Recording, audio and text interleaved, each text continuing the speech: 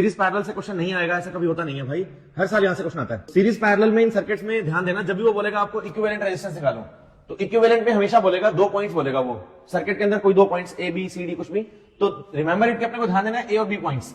तो ए और B points में अगर अपने को निकालना है नेट रेजिस्टेंस या इक्विवेलेंट रेजिस्टेंस, तो कैसे निकाले? फर्स्टली चेक करना है सीरीज पैरेलल।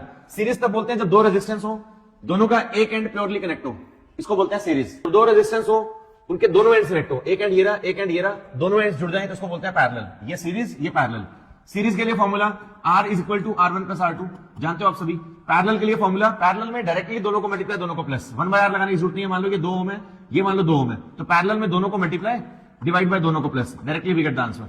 तो पैरेलल में दो रेजिस्टेंस जब भी हो, दोनों को मल्टीप्लाई डिवाइड बाय दोनों को add, directly we get the answer. तो आओ क्वेश्चन पे ध्यान देना, अपने को फाइंड करना है ए और बी के बीच का इक्विवेलेंट रेजिस्टेंस।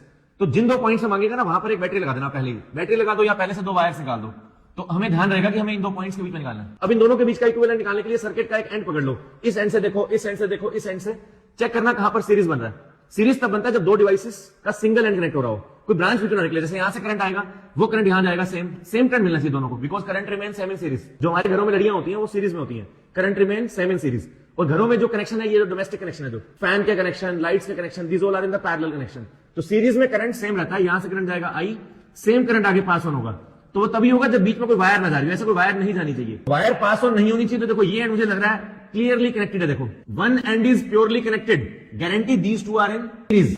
ये दोनों हो गए सीरीज में, 1 + 1 2। सर्किट रीड्रॉ करेंगे, सर्किट ड्रॉ करेंगे तो ये रेजिस्टेंस 1 + 1 2 हो गया।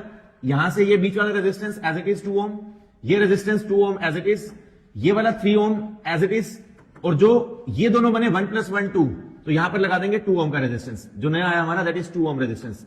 Now these two are in parallel. How they are in parallel? Because one end is connected here, one here. तो both hands connected. Both hands connected तो guarantee these two are in parallel. Parallel के लिए दोनों को multiply, divide by दोनों को plus. तो value comes out to be 4/4. It comes out to be 1. तो circuit redraw, इन दोनों को हटा के 1 लगाएंगे, 1 ओम का। ये 2 टर्मिनल हमारे जैसे मैंने शो किए थे पहले एज इट इज चलेंगे। तो रिजल्ट क्या बनेगा? ये बन गया 4 ओम, ये 3A2। तो 2 वाला एज इट इज, 3 वाला एज इट इज, और ये 2 और 2 का कॉम्बिनेशन बना 1, ये 1 लगा देंगे इस जगह। This is 1 ohm resistance. और जो ए और बी टर्मिनल्स है ये वाले, ये 2 ए और B terminals as it is show करने हैं आपको। ये रहा बी टर्मिनल, ये रहा ए टर्मिनल। अब देखो ये 1 + 2 क्या हो गया सीरीज में, 1 end is connected, guarantee these two are in series. Again circuit redraw, ये 3 वाला as it is, terminal A as it is, terminal B as it is, 1 + 2 series में 3 होता है, तो यहां लगा देंगे 3 ओम। ये रहा 3 ओम। अब अपने को फाइंड आउट करना बेटा ए और बी के बीच में, तो ये दोनों पैरेलल हो गए। How they are in parallel? Because both hands are connected. तो 3 और 3 का पैरेलल अगेन सेम, दोनों को मल्टीप्लाई डिवाइड बाय दोनों को plus, answer comes out to be 9 / 6. It should be 3/2. Answer is 1.5. Very simple. This is the final answer.